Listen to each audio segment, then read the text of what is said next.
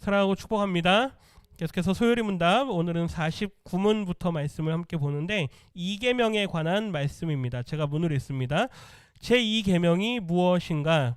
제2계명은 우상을 만들지 말지니 위로 하늘에 있는 것이나 아래로 땅에 있는 것이나 땅 아래 물속에 있는 것에 무슨 형상이든지 만들지 말고 절하지 말고 섬기지 말라.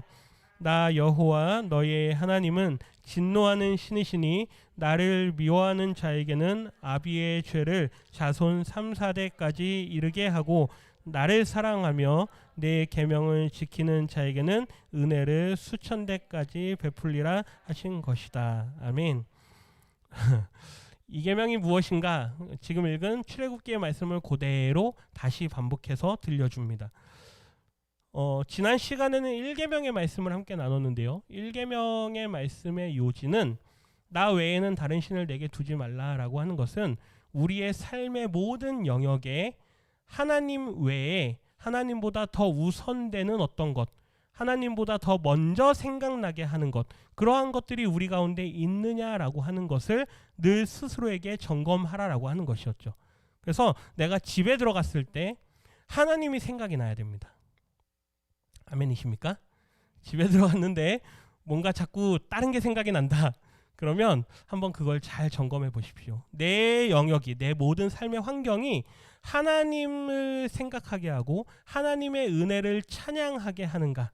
아니면 내 모든 삶의 영역에 나와 관계하는 사람들로부터 오는 이야기들이 나로 하여금 자꾸 부동산에 관심을 갖게 하는가? 아니면 자꾸 재산을 불리는 데 관심을 갖게 하는가? 만나서 이야기만 하면 자꾸 그런 쪽으로 얘기가 된다? 그러면 과감하게 조금은 거리를 두셔야 될 줄 믿습니다. 왜 그럴까요? 결국 그런 것들이 뭐가 되기 때문에? 우상이 되기 때문에. 하나님보다 더 앞서는 것이 있느냐? 어떤 사람들에겐 자녀가 우상이라고 그랬습니다. 어떤 사람들에겐 물질이 우상이고, 어떤 사람들에겐 권력이 우상이고, 인맥이 우상이고, 뭐 다양한 우상들이 있겠죠. 하나님보다 더 우선되는 것이 내 주변, 내 삶의 영역에 있느냐? 이걸 늘 점검하라라고 하는 것이죠. 그렇기 때문에 우리 한국 기독교가 처음 들어왔을 때 많은 선교사님들이 와가지고 예배 생활을 많이 강조를 했습니다. 왜 그럴까요? 우리 한국 사람들이 가지고 있었던 근성들이 있었습니다. 게으른 근성, 나태한 근성, 술 마시고 노름하고 그러한 근성들이 있었기 때문에 이 사람들을 자꾸 교회로 불러들이는 겁니다. 그러니까 이러한 예배의 환경들을 계속해서 제공해주는 그러한 신앙의 밑거름들이 지금의 한국교회가 이르게까지 한 하나의 토대가 되었다라고 하는 것이죠. 저는 그러한 신앙의 어떤 토대들이 굉장히 좋다라고 생각이 됩니다. 왜냐하면 우리의 상황을 너무나도 잘 알고 있었기 때문에. 우리 여기 선교사님들도 계시지만 필드에 가면, 선교지에 가면 그곳 현지인들이 가지고 있는 습성이 어떤지, 그 사람들의 성향이 어떤지 이런 것들을 잘 연구합니다. 그리고 그들에게 맞게 복음을 전하는 접촉점을 늘 찾아내고자 합니다. 그러니까 그런 것처럼 그들의 삶의 모든 영역에, 우리의 삶의 모든 영역에 하나님을 생각나게 하는 것들이 과연 나에게 얼마나 있느냐. 한번 집에 가셔서 다시 한번 보십시오. 주방을 가면 하나님이 생각이 나는가? 냉장고를 열면 하나님이 생각이 나는가? 아멘이 안 나오죠. 네. 냉장고를 열어도 하나님이 생각이 나야 됩니다. 우리에게 이렇게 먹을 걸 주신 하나님, 그렇죠? 네. 전기가 있음에 감사하고 지진 나지 않아서 감사하고 이마만큼이라도 살아갈 수 있게 하신 하나님이 우리의 삶의 모든 영역에 생각나게 하자. 이게 지난주의 말씀이었습니다. 오늘은 2계명인데 2계명에서 하나님께서 명하시는 게 뭐냐? 이제 여기서부터 좀 보도록 하겠습니다. 하나님께서 명하시는 것이 무엇인가? 답을 좀 읽어주십시오. 제2계명이 명하는 것은 하나님이 그 말씀 중에 정하신 종교상 모든 예배와 규례를 받아 순종하며 깨끗하고 완전하게 지키라 하는 것이다. 아멘. 너는 어떤 우상들을 만들지 말라라고 하는 그 2계명의 말씀으로부터 하나님께서 우리에게 명하시는 것이 무엇이냐? 우상을 만들지 말라라고 하는 것은 알겠는데 그렇다면 그게 과연 의미하는 게 뭐냐라고 했을 때 그 명령은 이런 것이다라는 얘기죠. 하나님이 말씀하신 그 모든 종교상, 다시 말하면 우리가 믿는 이 신앙의 모든 예배와 이 모든 규례들을 누가 정하신 대로, 하나님께서 정하신 그대로 그것을 받아서 순종하고 깨끗하고 완전하게 지키라라고 하는 것이다. 말이 좀 어려울 수 있습니다. 그러나 이렇게 생각하면 쉽겠죠. 성경에 있는 것은 우리가 한다 안 한다? 한다. 성경에 없는 것은 우리가 한다 안 한다? 안 한다. 뭐 이렇게 생각하시면 쉬울 겁니다. 그러면 이제 성경에 어디까지 해야 됩니까? 우리가 가지고 있는 성경을 보시면 구약 성경에 뭐가 있죠? 구약 성경에는 제사가 있습니다.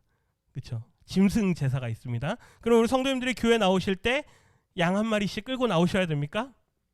그 모든 것들이 신약으로 넘어오면서 예수님을 통해서 완전하게 되고 성취가 되어져서 더 이상 우리가 그 형식을 따르지 않아도 되는 것들이 있습니다. 그렇죠? 그러한 것들은 우리가 잘 분별할 수 있어야 되죠. 지금이 무슨 기간입니까? 우리가 이제 종교 교회력으로는 사순절 절기라고 이야기를 합니다. 이제 개중에는 뭐 꼭 그분들이 주장하는 게 틀리다라고 반박은 하지 않지만 이렇게 말씀하시는 분들도 있습니다. 성경에 언제 사순절을 지키라라고 명했느냐 이렇게 말씀하시는 분들도 계십니다.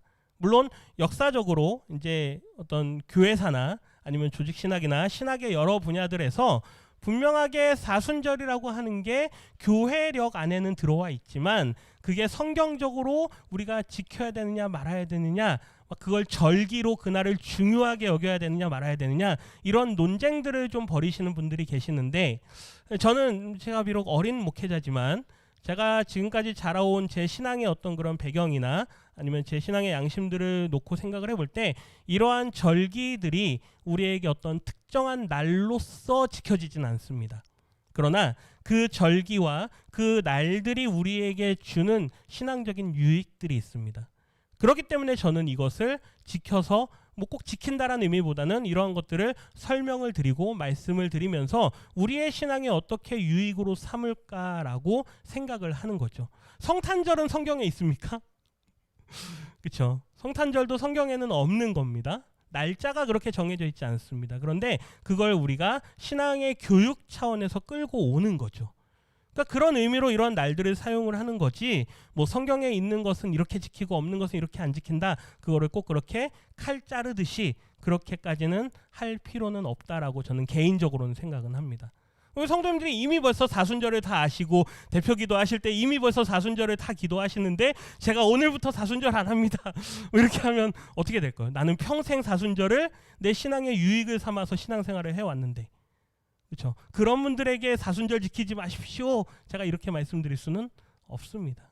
그런 부분들이 존중이 되기 때문에 성경에는 비록 있냐 없냐 이런 걸 논하기 전에 하나님께서 우리에게 거룩한 마음으로 그리고 이 안식일을 지키라 명령하셨던 그 말씀의 정신을 받아서 예수님의 부활하신 그 날을 기념하여서 우리가 주일에 모여서 예배하는 건 초대교회 때부터 우리에게 늘 행해왔던 것입니다.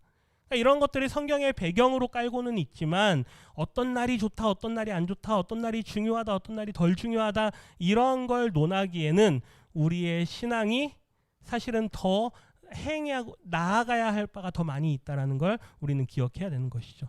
거기에다가 자꾸 신경을 쓰고 거기에다 자꾸 논쟁을 벌이기 시작하면 더 우리 삶에 중요한 정말로 이 말씀을 내 삶에 어떻게 살아갈 것인가 이러한 문제에 있어서 우리가 자꾸 에너지를 다른 데 뺏기기 때문에 순종하고 깨끗하고 완전하게 지키라 명하신 이 모든 말씀들을 내 삶에 오늘 난예배 말씀처럼 하나님 내가 지킨다고 해서 지킬 수는 없습니다. 그러나 이 모든 말씀들의 원천이 누구십니다? 하나님이십니다. 이걸 인정하면서 그 말씀을 따라 살아가겠습니다라고 고백하는 우리의 믿음의 고백들이 더 중요한 줄 믿습니다. 그런 의미에서 신명기 12장의 말씀을 같이 한번 읽어보는데요. 신명기 12장 32절 말씀입니다. 같이 읽습니다. 내가 너희에게 명령하는 이 모든 말을 너희는 지켜 행하고 그것에 가감하지 말지니라. 아멘. 이 말씀에 보면 그것에 뭐 하지 말지니라?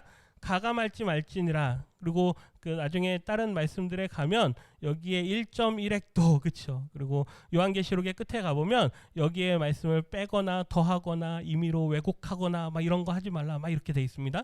근데 그 말씀들도 중요하지만 그 말씀을 우리가 지키기 위해선 그리고 그 말씀을 따라 살아가기 위해선 무엇이 반드시 선행되어져야 되느냐? 저는 이 명령의 말씀들이 중요하다라고 말씀을 드립니다. 그러나 이 명령의 말씀들보다 더 우선되어지는 건 그 명령의 말씀들을 주신 분에 대한 말씀을 받는 자들의 자세다라고 말씀을 드리는 거죠.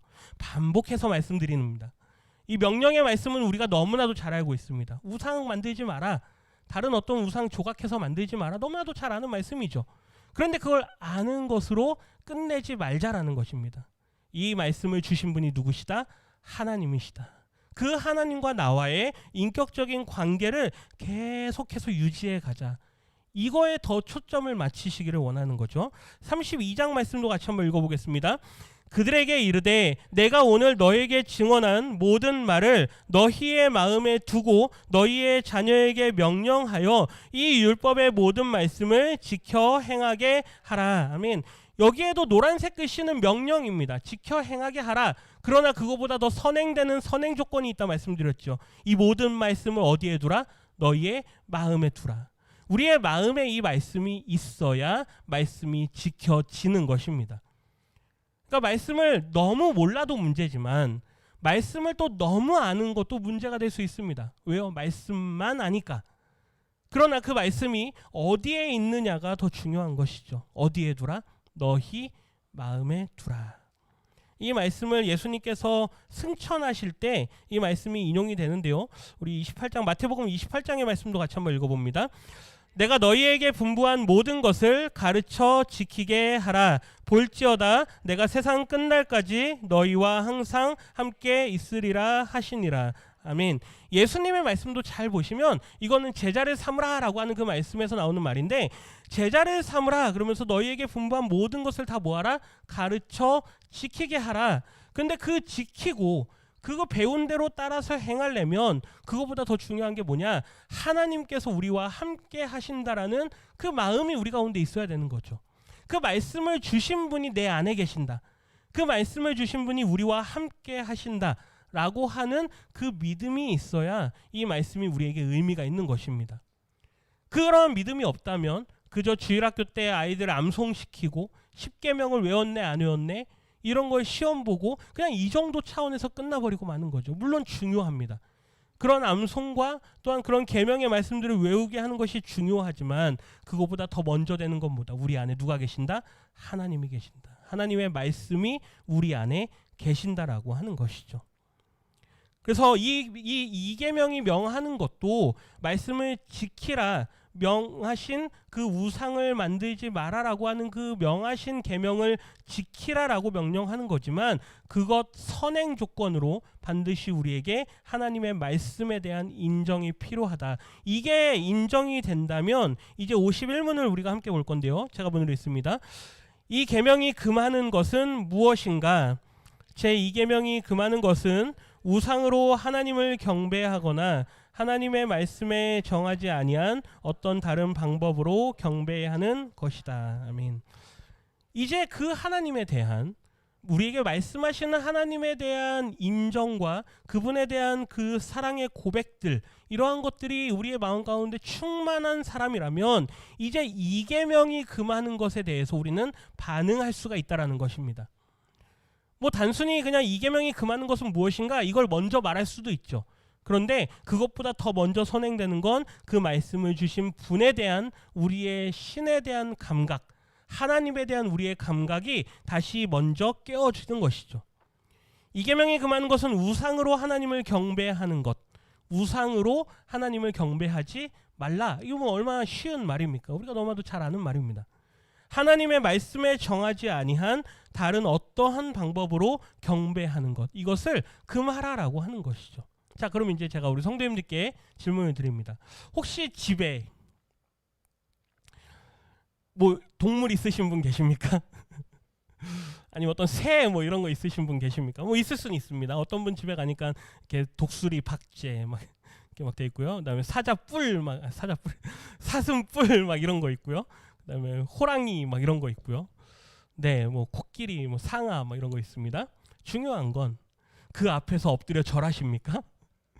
뭐 있을 수 있죠. 취미가 또 그런 고상한 취미이시면 네, 뭐 요즘에는 문제가 될 수 있지만 어쨌든 뭐 그런 우상들, 어떤 조각들, 어떤 동상들 뭐 이런 게 집에 있을 수는 있는데 그런 걸 가지고 거기다가 절하시고 예배하십니까?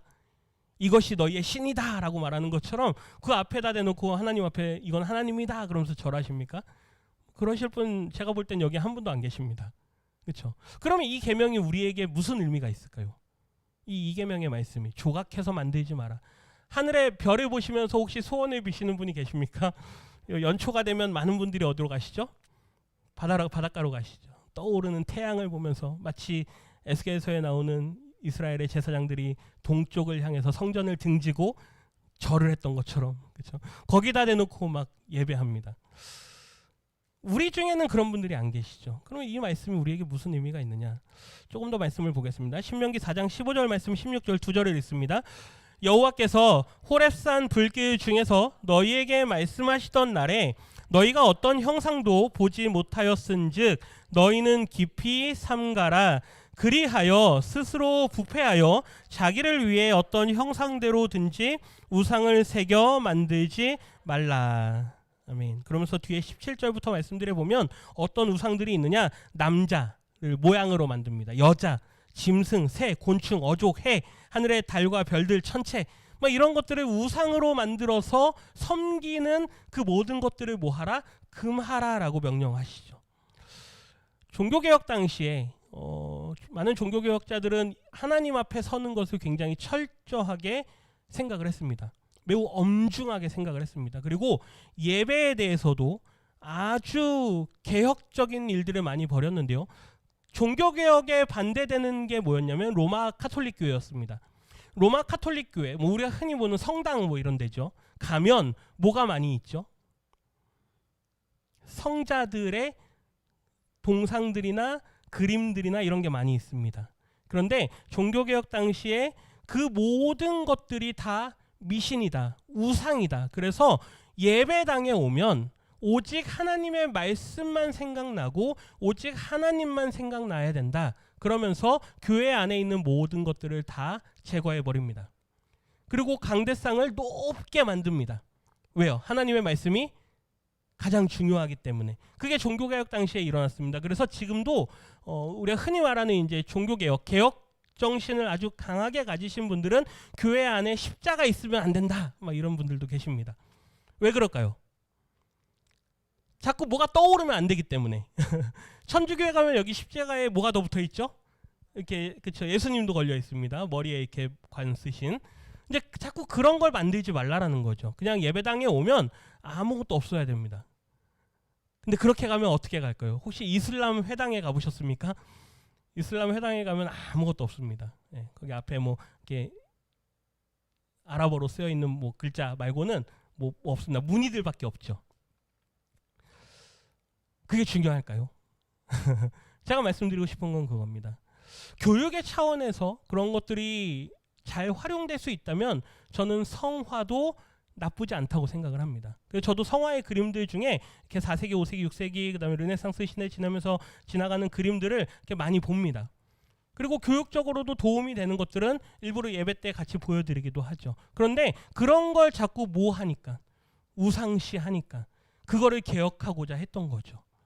우리 안에 무엇보다 어떤 형상이나 이런 것들을 가지고 자꾸 하나님처럼 만들고자 하는 일체의 행위들을 금하라라고 명하시는 것입니다.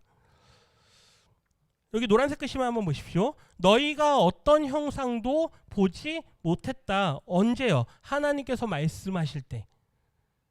그 하나님의 형상을 너희들이 보았느냐? 너희들은 하나님의 형상을 보지 못하지 않았느냐? 그런데 왜 이게 하나님이다, 저게 하나님이다, 남자, 여자, 짐승, 새, 곤충, 어족, 해, 달, 별들, 천체 이러한 걸 가지고 자꾸 신이라고 말하느냐? 이 모든 것들은 하나님에게 있어서 뭘까요? 일종의 하나의 피조물에 지나지 않습니다. 다 하나님께서 만드신 것들이죠. 하나님의 권세 아래에 있는 것들입니다.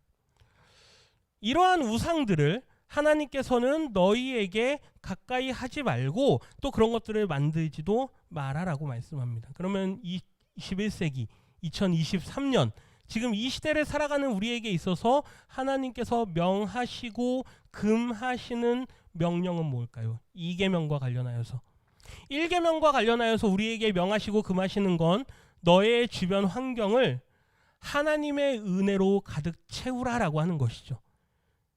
내 옆에 다른 신을 두지 말라라고 하는 건 하나님의 은혜로 가득 채우라라고 하는 것입니다. 그렇다면 지금 21세기 오늘 우리에게 명령하시는 2계명의 말씀은 뭘까요? 그 우상들을 바라보지 말라라고 하는 것입니다. 우리 안에, 우리 생활에, 내 주변에 그런 우상들이 여기저기 널려 있다라고 하는 것이죠. 내가 꼭 만들지 않았더라도, 내 손으로 만들지 않았더라도 우리 삶의 모든 영역들에 놓여져 있는 많은 우상들이 있습니다. 그게 눈에 보이고 그게 눈에 들어오는 순간 우리로 하여금 그 우상들을 더 사랑하게 만드는 것들이 있다라고 하는 것이죠. 그걸 바라보지 말라라고 하는 것입니다. 제가 안 만들었습니다. 돈은 우리에게 좋은 거죠. 유익한 겁니다. 그런데 그게 어느 순간 우리에게 뭐가 됩니까? 우상이 됩니다. 오늘날 얼마나 많은 사람들이 그 만몬이라고 하는 물질의 우상에 사로잡혀 있습니까? 뭐 말로 다 할 수가 없죠. 얼마나 많은 사람들이 권력이라고 하는 것 앞에, 얼마나 많은 사람들이 성이라고 하는 것 앞에, 얼마나 많은 사람들이 그들의 쾌락이라고 하는 것 앞에 우상이라고 하는 그 모든 것들을 만들어 놓고 그걸 더 사랑하면서 살아가고 있습니까? 같이 한번 읽어보겠습니다. 자기를 위하는 것은 어떤 것이든 우상이 될 수 있습니다. 결국 하나님께서 우리에게 이 2계명을 통해서 명하시는 건 뭐냐? 너희를 위한 이게 우선되면, 그게 강조되면 그것이 우상이다. 비록 우리 손으로 만들지 않았더라도 그 모든 것들이 누구를 위하면? 나를 위하면. 모세가 하나님의 말씀을 받으러 갔을 때 모세가 내려오는 시간이 점점점 길어집니다. 모세가 안 내려오죠. 그러니까 사람들이 아론을 향해서 어떻게 말하죠? 모세는 죽었나 보다. 그러니 우리에게 신을 만들어내라.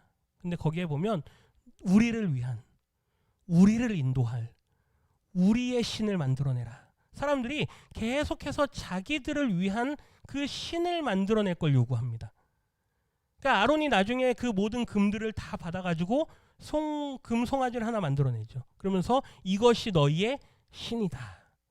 너희를 위한 신이다. 그 송아지가 우리를 위한 신일까요? 그게 아니죠.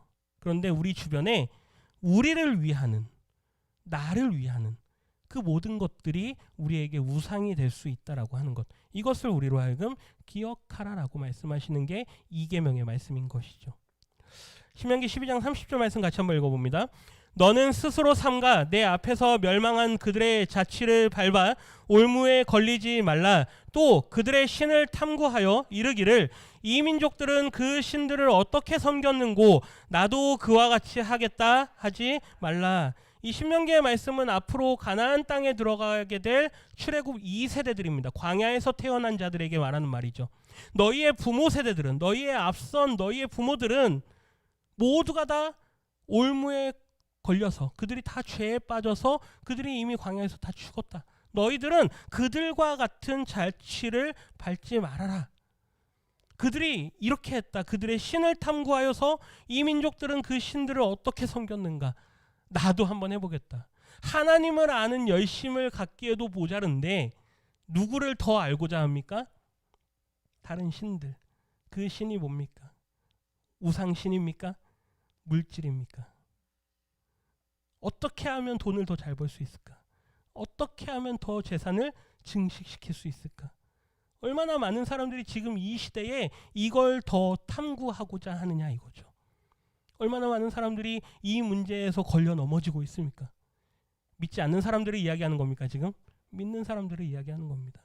교회 안에도 얼마나 많은 사람들이 이 문제에 있어서 내가 지금까지 내 삶의 모든 영역에 만들어 놓은 이 모든 우상들을 더 알아가고자 하는, 더 탐구하고자 하는, 더 맛보고자 하는 그러한 마음들에 빠져가지고 그들이 멸망의 길로 가고 있는 지금 시대가 아니냐라고 하는 것이죠. 이 계명에 우리에게 명하는 건 아주 분명합니다. 너의 눈앞에 너희를 위한 그 어떤 것이 보이느냐? 그걸 뭐하라? 제거하라. 결국 구약시대의 많은 왕들이 종교개혁이라고 하는, 그들이 많은 역사 안에서 있어왔던 이스라엘, 유다 그 모든 나라들 안에 있어왔던 우상 종교들을 다 제거하는 일들을 합니다. 히스기야 왕이 그랬고 요시야 왕이 그랬고, 그들이 날마다 하나님을 더 우선시하는, 하나님보다 더 우선시하는 것이 이 땅에 있느냐, 그 모든 것들을 다 없애버려라. 요시야는 막 다 갈아엎습니다. 다 빻아가지고 뿌리죠, 죄를. 그러한 일들이 우리에게 있어야 된다라고 하는 것이죠. 누가 이러한 일들을 할 수 있을까요? 하나님의 말씀을 하나님의 말씀으로 받는 자들, 계속해서 먼저 선행 조건이 해결되어지는 자들이 이걸 할 수 있다는 것입니다. 교회 다니는 사람들이 할 수 있는 게 아닙니다. 교회는 다니지만 하나님의 말씀을 진실되게 받는 사람들, 그들에게 명하시는 겁니다. 우리 마지막 52문 같이 읽겠습니다. 제가 문을 읽습니다. 제2계명이 지키라 한 이유가 무엇인가? 제2계명이 지키라 한 이유는 하나님이 우리의 주제가 되시며 우리의 소유자가 되시며 홀로 자기에게만 경배하는 것을 바라시는 것이다. 아멘. 이제 결론이 나옵니다. 하나님께서 우리에게 지키라라고 명하실 때에는 그 하나님에 대한 인정을 보기를 원하시는 거죠. 너가 나를 여호와 하나님으로 아느냐? 너가 나를 여호와 하나님으로 경배하느냐? 너가 나를 여호와 하나님으로 사랑하느냐? 그걸 하나님께서 보기를 원하신다라는 겁니다. 그래서 하나님보다 더 앞서 있는 그 모든 것들을 하나님께서 질투하신다 말씀하시죠. 하나님이 우리의 주제가 되시고 우리의 소유자가 되시며 홀로 자기에게만 경배하는 것을 뭐 하십니다? 바라십니다. 하나님께서 원하시는 것을 아신다면 그분의 그 바람을 반드시 이루어 드려야만 할 것입니다. 그래서 우리가 기도할 때 그런 말 많이 하죠. 하나님의 마음을 뭐하게 하는, 시원하게 해드리는 교회가 되게 해주십시오. 하나님의 뜻을 이루는 교회가 되게 해주십시오. 하나님께서 원하시는 것을 이루는 교회가 되게 해주십시오. 오늘 아침에 어떤 분이 저한테 이제 문자의 답장으로 보내주셨습니다. 하나님의 뜻이 우리의 비전이 되게 해주십시오. 찬양의 가사인데요. 그 가사를 이렇게 문자로 단문으로 보내셨더라고요. 하나님의 뜻이 우리 교회의 비전이 되고 내 삶의 비전이 되고 하나님의 마음이 내 삶의 모든 영역에서 온전히 이루어지기를 원하는 것, 그게 2계명의 말씀이 우리에게 가르치는 것입니다. 우리 시편 92편 말씀 2절과 3절 말씀 같이 한번 읽어봅니다. 우리가 감사함으로 그 앞에 나아가며 시를 지어 즐거이 그를 노래하자. 여호와는 크신 하나님이시요 모든 신들보다 크신 왕이시기 때문이로다. 아멘. 우리가 하나님 앞에 예배하며 찬양하며 감사하며 나아갈 수 있는 이유가 뭐냐? 그 하나님, 그 우리의 찬양을 받으시는 하나님이 크신 하나님이기 때문에, 모든 신들보다 크신 왕이시기 때문에 그 하나님을 바라보면서 그 하나님 앞에 감사함으로 예배하자라는 고백이죠. 100편 3절 말씀도 있습니다. 여호와가 우리의 하나님이신 줄 너희는 알지어다. 그는 우리를 지으신 이요 우리는 그의 것이니 그의 백성이요 그의 기르시는 양이로다. 아멘. 이 말씀 한 절만 봐도 주종 관계가 명확해집니다. 우리의 주인이 누구냐? 그분의 종이 누구냐? 우리는 그분에게 속해 있다. 그러면 우리는 그분을 따라야 한다. 그분이 어떠한 분이신 줄을 아는 자들이 그 모든 것들이 이루며 살아갈 수 있다라고 하는 것. 계명의 말씀은 다시 한번 말씀드립니다. 우리가 지키는 게 아닙니다. 하나님을 알고 그 하나님의 말씀을 내 마음속에 하나님의 말씀이다라고 인정하는 자들의 삶에 자연스럽게 이루어지는 것입니다. 계명을 이루려고 애쓰지 마십시오. 자칫하면 뭐가 될까요? 율법주의가 됩니다. 너 그거 어겼어? 그리고 자기를 정죄합니다. 오늘도 이랬네. 오늘도 저랬네. 오늘도 내가 잘못했네. 그러면서 자기 비판에 빠집니다. 이 모든 것들은 다 사단이 우리에게 속이는 것들입니다. 하나님은 우리를 사랑하시는 분이시고 긍휼히 여기시는 분이시지 우리를 정죄하고 비판하기를 원하시는 분이 아니십니다. 오늘 우리에게 주신 이 2계명의 말씀, 하나님보다 우리를 위하는 그 어떠한 것들, 그 어떤 것들이 우리에게 있는가, 우리 자신을 한번 돌아보시면서 이 한 주간 은혜 가운데에서 그 하나님은 우리를 지으신 분이십니다. 우리는 그분의 것입니다. 이것을 인정하시면서 살아가시는 우리 모든 성도님들 되시기를 주님의 이름으로 부탁드립니다.